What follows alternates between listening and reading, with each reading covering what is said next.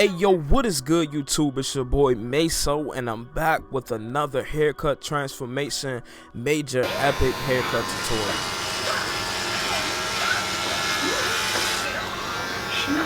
Okay, so boom, y'all heard that ASMR, man. You know what it is. It's time to cut all the hair off, man. This is a major transformation. Make sure you stay tuned to the end of this video to learn something new or just watch a good transformation. So right now I'm coming in with my number 3 guard. I'm going against the grain, and I'm just making sure that I'm just trying to cut it all even. He is a straight hair client, so therefore you don't have to go over his hair multiple times to get it even, because what you see is what it is. So right now I'm just going over the head, making sure I'm getting like everything. We're going to be doing like a high tight, like a little high fade, but not too high, but kind of high. So he wanted to take it lower, so I'm going down with the number 2. I'm using my octanes, and I'm just going against the grain. Really it's with the grain, but I mean it's kind of against the grain because his hair stands up. There is no grain really to his hair, but that's probably a wild statement. But I'm just going with a number 2, going around the head, making sure everything is even. And I'm not taking it all the way down to the bottom of the head because I will be doing a fade, so it's kind of pointless just to go to that point, like all the way down where the hair is and stuff like that. So right now I'm dusting off my client. I found it really important that you dust off your clients. So right now I'm coming in with my 5-0 blade. This is a 5-0 using my octanes, and I'm going in. I'm setting my guideline right at the end of that vertical bar because I want it to be a high fade, but then I don't want it to be so high that it goes into the top of the head. So I don't want it to go past the line, like the separation of like the top and the sides of his head. So I want the blend to be right there, right where the head starts curving at. I don't want it to be higher than that. So right now I'm coming in with my Babyliss. These not the gold ones, these are the Hawk the barber. Those are his trimmers right there, and man, they do a great job taking out bulk. I really use them to shape up. There's something about them, they're just not as sharp as the gold effects, and that's something that I'm learning a lot with the custom effects trimmers, like the brand ambassador trimmers and stuff like that. If you really want the sharpness of a FX Babyliss trimmer, just go with the gold effects. And so right now I'm coming with my Babyliss shaver. And this is probably the best shaver that I've ever used, be honest with you. I don't really use a shaver too much because I don't know, my clients, you know, I cut mainly coarse hair. My clientele is really diverse, but the ones that I do, they don't get like a fade. You know what I'm saying? They kind of just get like a shadow fade, so it's no need for a shaver. And a lot of my clients, they break out from shavers, so I don't even use them on them. So really, this client right here, my man Steve, make sure y'all go follow him on Instagram, Steve-O with the cuts. He's also a fellow barber. Subscribe to his YouTube. I'll leave a link in the description for his YouTube and his Instagram. So make sure y'all go check him out, man. He's a dope barber. He's on the come up. He's about to start posting YouTube videos. So make sure we hold him to his word and he sticks to that. But yeah, I just use those shavers on him. So right now, this technique that I'm using right now, I saw it on Instagram and a lot of YouTube videos, so I just thought I'd try it out. It helps you take out that bottom line. Honestly, man, it's really hard to take out that bottom line with the shaver, and it takes a whole lot of time to take out that line. So if anybody has any tips or tricks, just let me know in the comments, man. You know what I'm saying? This is like a vulnerable moment for me because I don't really use the shaver too much, so my steps on getting that line out is it's not all the way there, like not to where it's supposed to be. So it's a lot of things I'm learning still. So right now I'm coming in with my number 1 blade using my octanes, and I'm going up a complete inch, and I'm making sure that I'm flicking out when I get to the top of that inch. And you don't really have to flick out, just go up and pull away. You know what I'm saying? Just don't go higher than what you wanted to go. So I guess just flick out. You know, it doesn't have to be a drastic flick out. Just make sure that you're flicking out your guideline. And yeah, so I'm just going in to make sure around the head, like the guideline is even around both sides of the head. And one thing you can do to make sure that your fade is even is when you're fading somebody's head, when you're setting your first guideline, take a look back, look in the mirror, just make sure both sides of the fade in the back of his head is both connecting to the both sides perfectly. So that's all you got to do to really try to make sure you get a good fade, because sometimes a fade can be lopsided and the client won't be the client will not be able to tell because they're not really looking at the back of the head like that, but somebody walking will be able to tell. So right now, after I went with the 2 against the grain on everything, I'm coming in with my 1 3/4 blade, and I'm going up, and I'm just kind of just using my corners just to debulk, and then I'm just like making sure like everything is even and it's really starting to blend in real well. So I'm not putting the full blade on his head. I'm kind of laying my clipper flat, and whatever the clipper cuts, that's what it's going to cut, and the rest of that is going to blend in too, because I don't want to force the guideline on the haircut, if that makes any sense. Like sometimes we can dig in too far into the haircut to the point where we're messing up the shape of the haircut and all that type of stuff. So I want to work with his head shape, and I want to work with the way that the clippers are working. I don't want to overwork the clippers. So I'm just going over it and just making sure everything is good. Just try to make sure everything's even. Honestly, I think this is the 1.5 blade I have on now.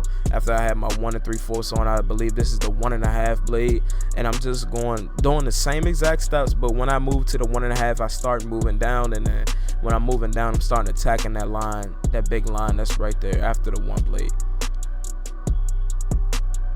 And so this is where you really want to start flicking out. If you don't flick out right now, you want to really start using the corners and really start flicking out, because with a client like this, if you mess up his fade, it is very noticeable, and there's no combing hair in one direction to try to hide it. It's none of that. So it's very noticeable. So right now I have a 1A blade. My steps was I went from a number 2 to a 1 3/4 to a 1.5 to a 1A blade. So this is the 1A. I'm really starting, and now I'm really starting to attack this line just to make sure I'm taking out the line all the way. Yeah, but with straight hair, like, you really have to make sure that your fade is good, because you can't comb hair and disguise a line in your fade, or you can't comb hair a certain way to make it look blended on, like his hair is standing up, and it is what it is. This is how his hair is. And so if the fade is not tight, or the fade has got lines in it, it will show. It will show that the fade has lines in it. So really follow your steps. This is not a fade that you want to like explore on, you know what I'm saying, because you really can't fix what's undone on a haircut like this. I mean, you can take the fade up higher, but I mean, like, just in general, like what you started out with, you have to keep it going. Just keep it going. So right now you can see this fade is really starting to come together. This is really more so of a simple fade in a barbering book, but it's really hard to execute if you really don't do it right. So this is really a more simple fade, but it's more of a complex fade, and this is really like a fade that all barbers, all so-called barbers should do. You know what I'm saying? We should be able to do this. So as you can see, I'm going in now. I have my 1 1/4 blade on after I took off that 1A. So I usually go from 1A to a 1 1/4, and a 1 1/4 is kind of like the number 0 closed or something like that. So it just helps it fade out the line. And so right now I'm coming back in with my number 1 blade, and I'm just using my corners, really just trying to fade out that line to just make sure that everything is smooth, so when I attack the bottom line, I'm good to go. So this is really an easy process. If you follow the correct steps, you'll be able to get the right fade that you're looking for. A lot of times we work our way up on a fade when really we should be working our way down on a fade, because if you work your way down, then you will be taking off a lot of time, and then you won't mess up the shape of the hair. You won't go up too high. You're taking out your margin of error. You know what I'm saying? If you work your way down, man, look at this fade, man. You could really see the fade coming together, man. I'm gonna be honest, man. They had the detachable blade clipper contest and challenge and stuff like that, man. I really feel like I had one of the best fades on it, and that's just being honest, bro. Like, I really kind of know how to fade, and it's crazy, bro. I was not good at fading before. That's because I used to work my way up, but then when I learned to work my way down, that's when I was able to see the fade, and I started getting the eye for it. So anytime anybody hits me up on Instagram and asks me questions, I always tell them, work your way down. Stop working your way up, work your way down. So to take out that bottom line of what I just did, I just started and I came in halfway using my Babyliss skeleton. No, these are my Babyliss Gold Effects clippers. And I just went in halfway, then I started working my way down, and then if I have to work my way up, I'll just do lever play. That's all I really do to take out my bottom guideline. I don't really do too much. I just try to work it and just get it out. Get the line out. I don't want to raise up the line. That's one thing I don't want to do. That's why I come in halfway and I go about a half of an inch, because remember, I put in my first guideline with my lever, like it's basically the lever fully open, just the number one. So you don't want to go lower than that, higher than that, if that made any sense. So you don't want to push up a guideline which you were not trying to push up. So really, I'm just taking my time and just using my corners, and now I'm bringing in the comb into it because I really want to make sure that's as detailed as I can get it. And sometimes you might take that line up some. Just make sure that you are still able to get out the line. Don't start panicking, and take your time and take a step back, move to the other side of the head. If you find yourself running out of time and running out of answers to figure out how to get this haircut to where you want to get it, just take your time, take a step back, and you'll figure it out. Just come back to it, and then it'll all be clear. Just remember, just work your steps. Just work your steps. Just work your steps. That's it. And if you like the way I cut hair, just use the steps I'm telling you and just start doing those. And then don't try to have, you know what I'm saying, just do it honestly, do 100%. So if you can still see in this haircut, the ball line is still there, and that's something I was really struggling with. I wish I had I have no idea. Like, they should come out with a tool that takes the bottom line out immediately. Like it should be on a clipper. Like the full shaver should have like a little trimmer on it that's really, really close, but it will take out that ball line. So I mean, I'm getting it out, I'm working it out, but it's daggone it, man. It took so much time, bro. Like, this haircut took me 35 minutes. This haircut took me 40 minutes. 35 to 40 minutes, sometime like that. But if the ball line was not there, the haircut would have took me about 35 minutes. If it took me 40 minutes, it would have took off 5 to 10 minutes off the haircut, because bro, I was struggling. And it's like, it's really hard to take out that ball line. Even though I do zero gap all my clippers, it's really hard to take out that ball line. Like, I was trying different techniques. Like, you see, I'm going with the grain, and I'm going down instead of up, and the line, I mean, it's starting to erase, but it took so much patience to get the line out. That's why I have respect for any barber that literally uses a shaver every day on every fade. Like, you really have to know what you're doing to use that daggone shaver. Like, it's a lot to it. It's really underrated. Like, it's an underrated skill to get the shave line out. But right now I'm coming in. We're going to do a light shape up, and I'm using my Babyliss the Hawk edition. I'm just going to be using my Babyliss trimmers. I don't really know the names. This was the red one, and I'm going to use the red and the gold one. So right now I'm just coming in on this hairline. We're going to keep it real light. We just want to add a shape to the haircut. I don't want to do any enhancements. I don't want to do anything crazy. Just a real natural shape up. Real natural.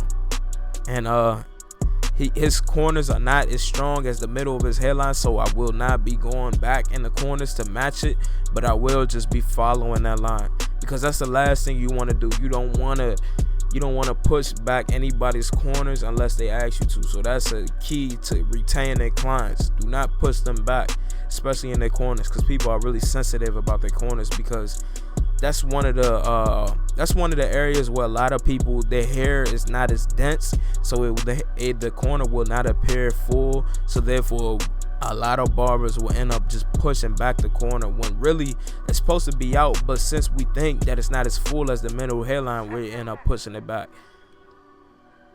Man, I'm spending a lot of games, a lot of gems on this video, man. So if you watching this, make sure you leave a thumbs up, make sure you subscribe, all that good stuff, man. Look, man, I think I hit 1,400 subscribers. I'm not sure. It was like 1,398 or 99.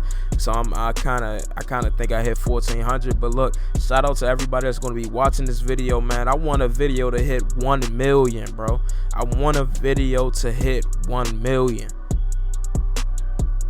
I've been on this YouTube like consistently for like a year now, man. I just want to hit 1 million. I want to hit 1 million, and I want to help somebody, man. So if you learning anything from this video, leave me a comment down below and just let me know, like, dang, bro, I appreciate the video or something like that, man, because it really helps me push out more videos for y'all, and I really want to get to that level.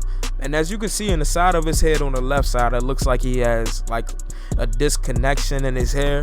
Well, we used to do a hard part whenever he used to get a haircut, so that's what it's there. So that's why I took it from a 3 to a 2, because I had the hard part there. And then he didn't want to see it, but I'm like, bro, we can't go lower than a daggone 2, bro. Like, you might as well get a bald head, bro. So he just gonna thug it out, and it's just gonna grow back. It's all gonna grow back. Like, that's one thing about a haircut. The shorter hair will match out with the longer hair, so it's just gonna take some time, but it'll get there. So right now I'm using a feather razor.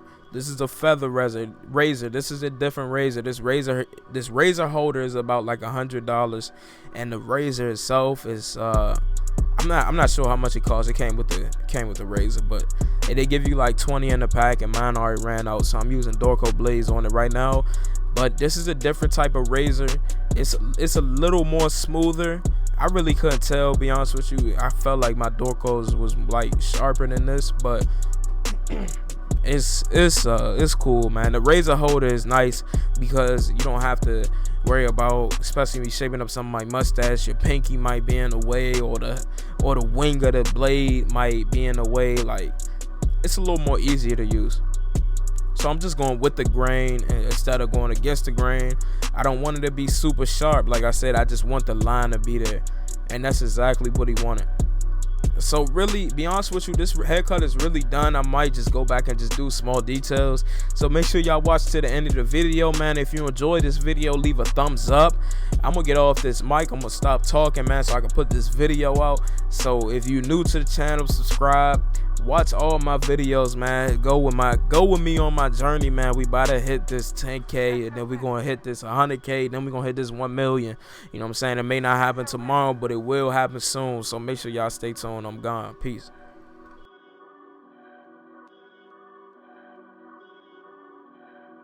SOS, do you understand?